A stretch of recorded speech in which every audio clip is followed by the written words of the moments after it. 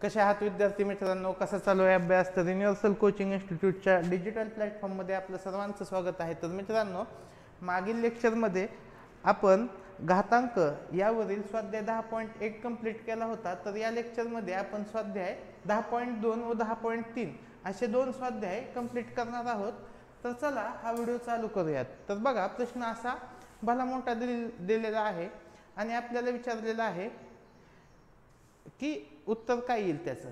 तर बघा, चला सोडूया. बघा कसं आहे. पहिल्यांदा आपण ही टर्म बघूया. काय आहे? एचा एक्स वा घात कंसाचा वाय वजा झेड वा घात. म्हणजे हेच जर मला लिहायचं आहे तर मी असं लिहू शकतो का? बघा, पहिली टर्म लिहू, मग बाकीच्या टर्म्स आपल्याला सहज लिहिता येतील.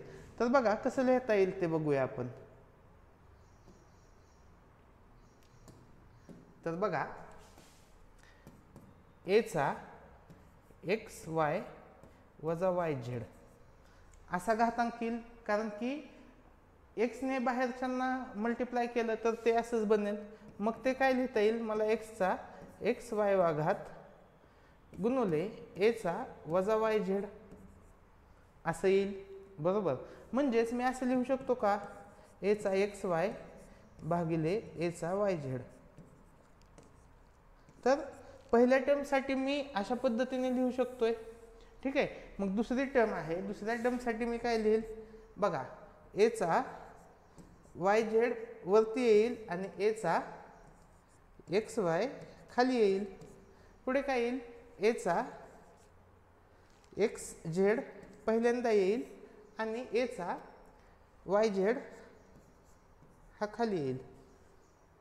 झेड बरोबर आहे. बघा, पहिल्यांदा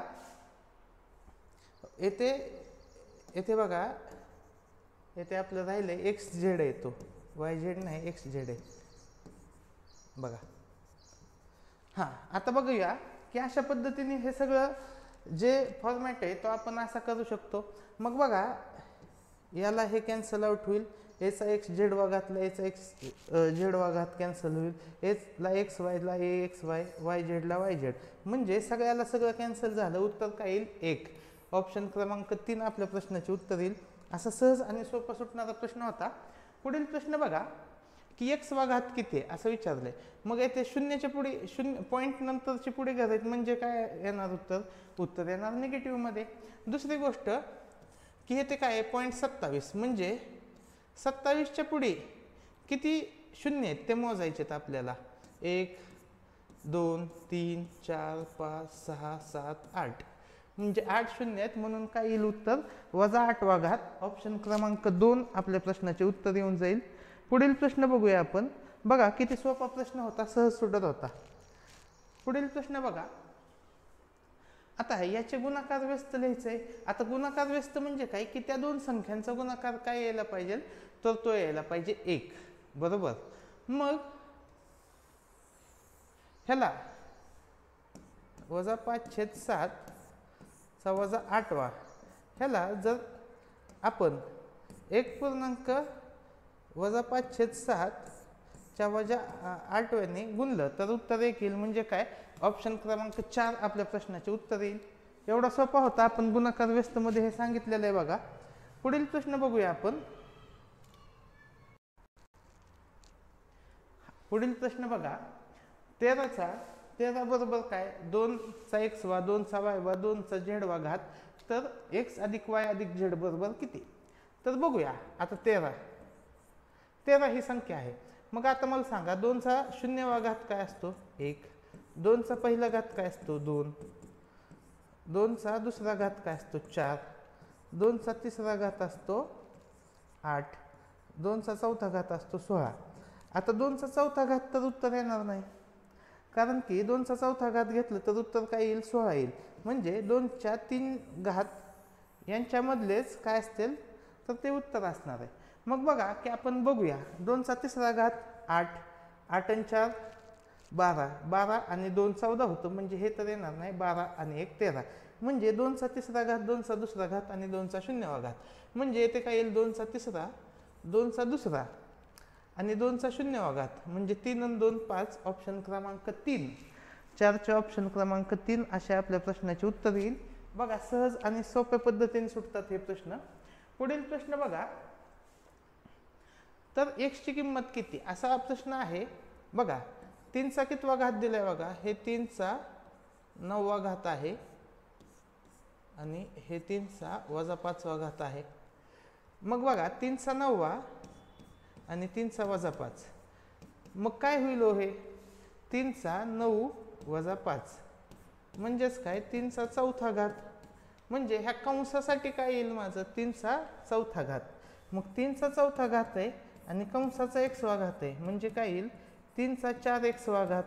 म्हणजे हे संपूर्ण माझं काय झालं 3 चा 4x वा घात आणि पुढे काय आहे 27. 3 चा 4x वा घात म्हणजेच काय 27. आता 27 म्हणजेच काय असतं 3 चा तिसरा घात. आता 3 चा तिसराच घात का लिहायचं तर इथे काय आहे 3 आहे. मग इथला बेस आणि इथला बेस सेम पाहिजे म्हणजे 3 चा 4x बरोबर 3 चा तिसरा घात असं येईल बरोबर. म्हणजे 4x आणि 3 हे किमती कशा असतील इक्वल. 4x बरोबर 3 तर x ची किंमत काय आली 3/4. ऑप्शन क्रमांक 2 आपल्या प्रश्नाचे उत्तर येईल. तर अशा पद्धतीने आपण स्वाध्याय 10.2 हा कंप्लीट केलेला आहे. तर बघा ह्याच लेक्चरमध्ये आपण स्वाध्याय 10.3 पण कंप्लीट करत आहोत.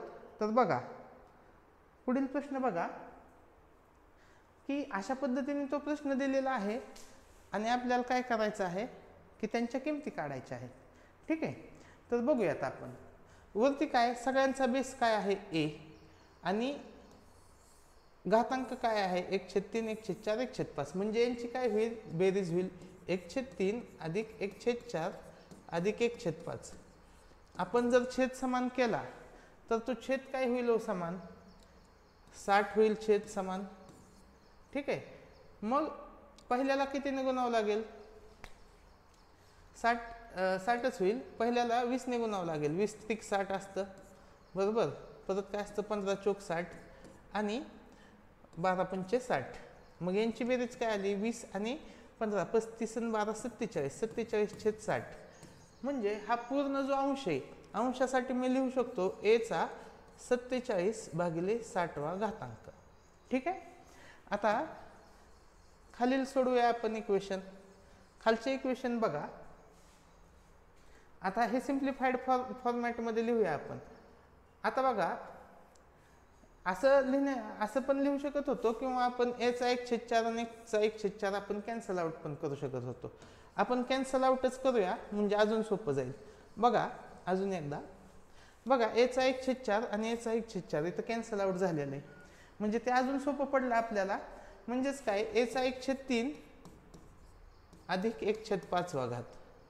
मग हे अजून सोपं झालं बघा कॅल्क्युलेशनला. मग काय आलं 8/15वा घात. ठीक आहे, आता छेदस्थानी बघूया आपण.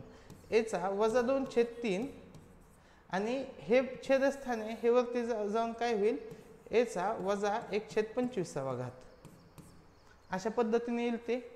जर आपण हे कंसात लिहिलं तर काय येईल 2/3 अधिक 1/25 वजा कॉमन काढला आपण दोन्हीकडे वजा आहे. मग काय होईल यांची बेरीज बघा a चा वजा कंसामध्ये 25 दुने 50 3 एके 3 भागिले 75 म्हणजे -53/75 -53/75 कसं आहे छेदस्थानी.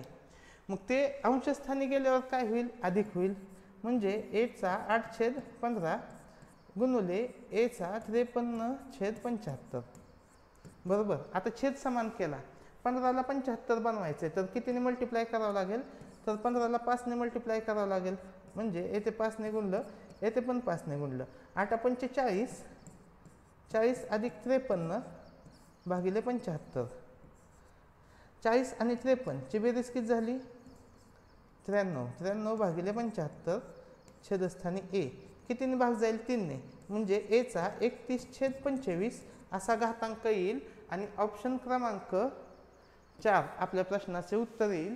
तर अशा पद्धतीने हा प्रश्न सुटत होता. पुढील प्रश्न बघूयात आपण. बघा असा भला मोठा प्रश्न दिलेला आहे आणि 2 अचूक पर्याय विचारले आहेत. तर कोणते 2 पर्याय सारखे आहेत ते आपण चेक करूया.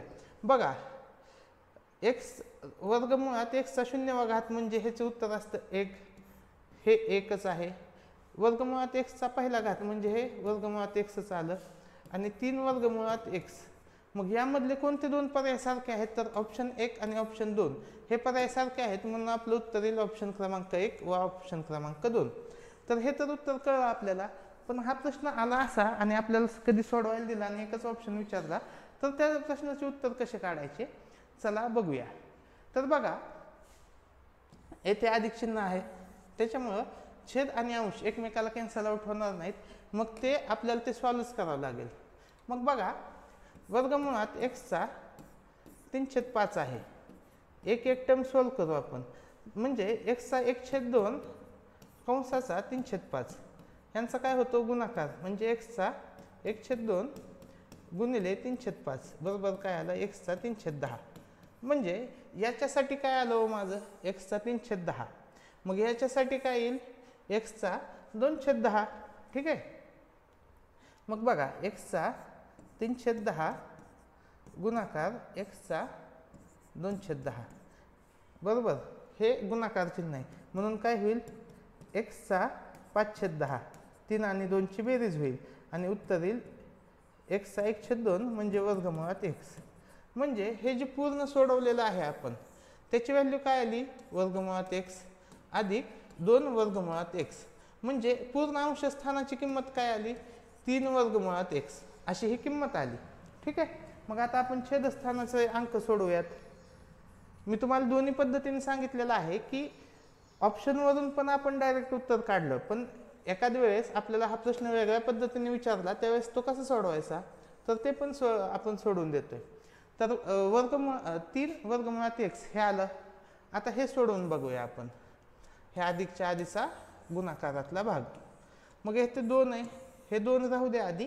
फक्त पुढील संख्या बघू. एक्सचा काय येईल 2/6 आणि एक्सचा 2/3. ठीक आहे 2/6 1/6 येईल सॉरी 1/6 येईल.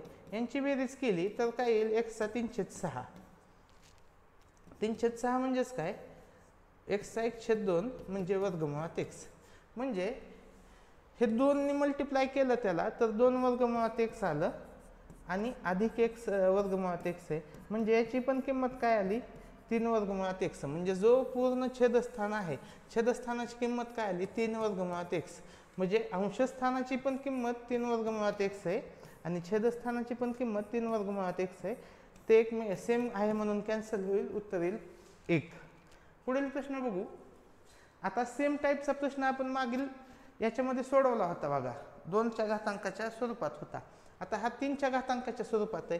मग लिहूया. आता आपल्याला काय करायचं 109 हे शोधायचे. तर बघा 3चा 0वा घात काय असतो 1. 3चा पहिला घात 3. 3चा दुसरा घात 9. 3चा तिसरा घात 27. 3चा चौथा घात 81. 3चा 5वा घात 243. 243 तर येणार नाही कारण की आपली संख्या 109 आहे. मग आता आपल्याला या घातांकामध्ये उत्तर शोधायचे. तर बघा 81 तर येईल 27 पण येईल ते पण बसतंय. मग आपण बेरीज करूया 81 अधिक 27 बेरीज किती आली 7 आणि 1 8 8 आणि 2 10. म्हणजे यामध्ये किती मिसळ्यावर 109 होतं तर 1 मिसळ्यावर. तर 1 काय आहे 3चा 0वा घात. म्हणजे कोणत्या 3 संख्या आल्या बघा 3चा तिसरा घात 3चा चौथा घात व 3चा 0वा घात. मग आपण कोणतीही किंमत कशालाही देऊ शकतो. मग येथे 4 देऊ येथे 3 येथे 0 म्हणजे 4 3 0 यांची बेरीज काय येईल 4 अधिक 3 7. ठीक आहे. पुढील प्रश्न बघूया आपण. 3चा तिसरा घात. आता 3चा तिसरा घात काय असतो 27 असतो. ठीक आहे. 3चा 0वा घात 1च असतो. 5चा 0वा घात हा 1 असणार आणि -3 -3. ठीक आहे. 27 1 27 1 मधून 3 गेले राहिले 2 मोठ्या संख्येचं चिन्ह -2 27 2 54 -54 आपल्या प्रश्नाचे उत्तर येईल ऑप्शन क्रमांक 2 हे उत्तर असेल. पुढील प्रश्न बघूया आपण. बघा यांमध्ये पुढीलपैकी योग्य चिन्ह कोणते. आता -3चा कितवा घात आहे चौथा घात, म्हणजे याचं उत्तर काय येईल, अधिक मध्येच येईल. ठीक आहे, -3 चौथा घात आहे, अधिक मध्येच येईल. आणि -2चा कितवा घात आहे, चौथा घात आहे. मग याचं पण उत्तर आपण ज्यावेळेस सॉल्व करू ते अधिक येईल. मग मला सांगा -3चा चौथा घात काय असतो, 81. -2चा चौथा घात काय असतो, बेदुनी 4, 8 आणि 16 असतो. मग सांगा कोणती संख्या मोठी आहे, तर 81 मोठी आहे. तर ऑप्शन क्रमांक 1 आपल्या प्रश्नाचे उत्तर येईल. पुढील प्रश्न बघूया आपण. बघा, असा हा प्रश्न दिलेला आहे. तर आपल्याला विचारलंय की 10चा इथं कितवा घात येईल, 10चा कितवा घात येईल. तर वरचं जरी नाही बघितलं, फक्त याच्यावरून आपण सोडवू शकतो. मग सोडूया, चला. 199.3 भागिले किती आहे बघा, 4 शून्य आहेत. ठीक आहे. आता हे काय 1993. मग मी हेच लिहितो 1993. मग खाली काय होईल, खाली 1 शून्य वाढेल, 1 2 3 4, 4 शून्य होते, 5 झाले. म्हणजे 1993 गुणिले 10चा कितवा येईल, -5वा घात येईल. ऑप्शन क्रमांक 3 आपल्या प्रश्नाचे उत्तर येईल. पुढील प्रश्न बघूया. आता बघा, यांचा काय होईल, गुणाकार. -3 गुणिले -5 गुणिले 0 गुणिले 13. ठीक आहे. ह्या सर्वांचा गुणाकार काय होईल, शून्याने गुणलं म्हणजे त्यांचा गुणाकार होईल 0, म्हणजे 25चा 0वा घात काय असतो, 1. ऑप्शन क्रमांक 3 आपल्या प्रश्नाचे उत्तर येईल. तर बघा मित्रांनो, अशा पद्धतीने आपण घातांक यावरील सर्व प्रश्न घेतलेले आहेत. पुढील लेक्चरमध्ये आपण गुणोत्तर, प्रमाण व चलन हे सर्व प्रश्न घेऊन येत आहोत. आणि त्याच्यानंतर आपण सरासरी, आणि त्याच्यानंतर आपण एक टेस्ट घेऊन येणार आहोत. तर ती टेस्ट पण आपण यूट्यूबला देणार आहोत. आणि त्याची लिंक जर तुम्हाला टेस्ट डाउनलोड करायची असेल तर त्याच्यासाठी एक प्लॅटफॉर्म आपण ओपन करून देऊ. तर तुम्हाला ही स्वाध्याय मालिका कशी वाटते ते मला कमेंट सेक्शनमध्ये सांगा. व्हिडिओ आवडल्यास लाईक करा, आपला चॅनल सबस्क्राईब करा आणि आपल्या मित्रांनाही सजेस्ट करा. धन्यवाद.